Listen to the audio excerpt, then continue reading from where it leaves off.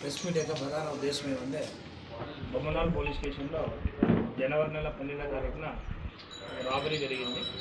నేమకల్ గ్రామానికి చెందిన బోయ్ గోవింద్ అనే వ్యక్తి ఎత్తిన భూదేహాలు తన బంధువుల ఇంటికి వెళ్ళి గొర్రెలు తీసుకురావడానికి 1,50,000 రూపాయలు డబ్బులు తీసుకొని మోటార్ సైకిల్లో వస్తుంటే మన నేమకల్లో క్రషర్ దగ్గర స్కార్పియో పెట్టుకొని 3 వ్యక్తులు ఖర్చుతో బెదిరించి అతని వద్ద ఉన్న 1,50,000 రూపాయలు తీసుకొని పారిపోవడం జరిగింది. బెదిరించి దానిపైన మేము బొమ్మనాల్ పోలీస్ స్టేషన్లో రాబరీ కేసు నమోదు చేయడం జరిగింది.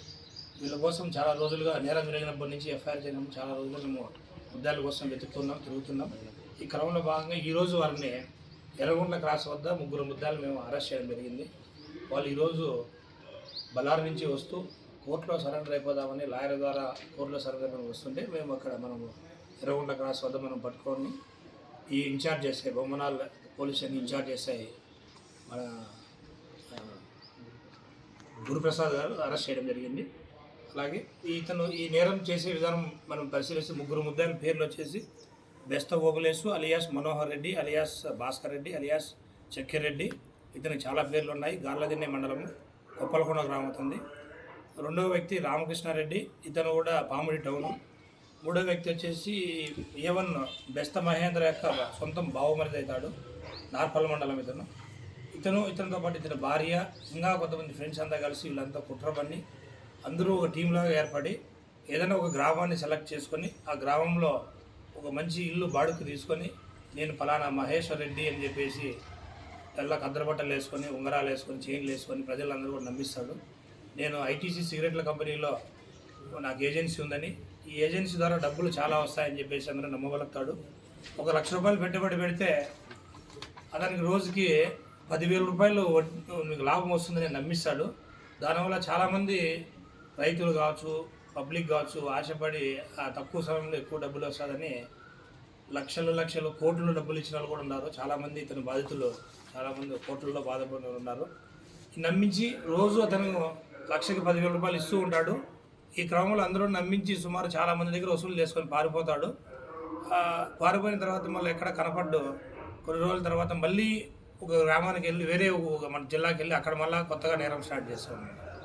వీళ్ళ పైన బెస్త ఓబులేసు అలియాస్ మహేష్ రెడ్డి పైన మన రాష్ట్రంలో సుమారు 15 నుంచి 20 కేసులు ఆల్రెడీ నమోదై ఉన్నాయి ఇప్పటికీ.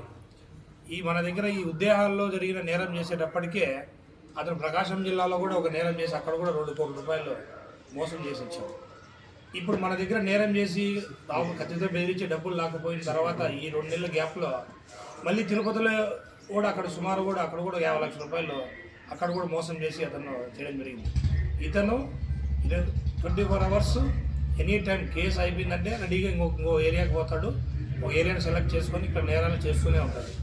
ప్రజలు మోసం పోయేంత వరకు, ప్రజలు ఆ అత్యాశని మనం తగ్గించుకునేంత వరకు కూడా ఈ నేరగాన్ని మనం నివారించేదానికి మనకు ఆస్కారమే లేదు.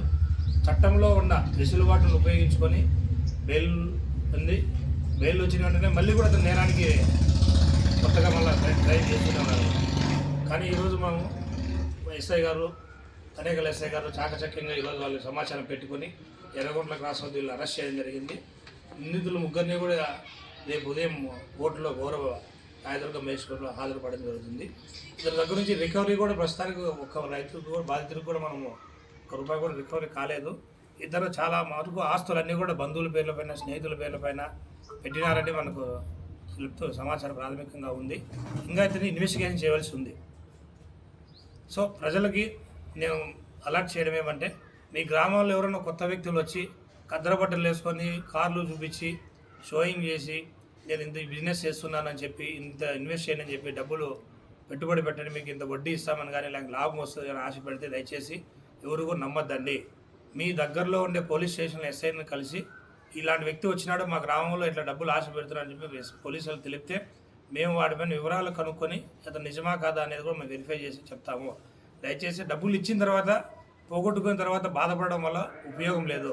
కాబట్టి ప్రజలు అలర్ట్గా ఉండాలని ప్రజలు మరొకసారి గుర్తు చేస్తున్నారు.